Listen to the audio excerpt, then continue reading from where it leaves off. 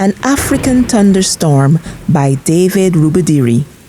From the west, clouds come hurrying with the wind, turning sharply, here and there, like a plague of locusts, whirling, tossing up things on its tail, like a madman chasing nothing.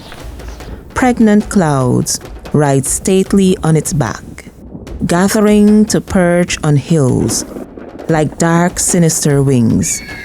The wind whistles by and trees bend to let it pass.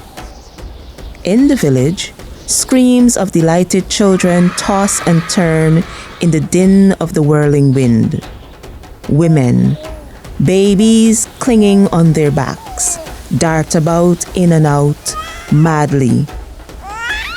The wind whirls by, whilst trees bend to let it pass.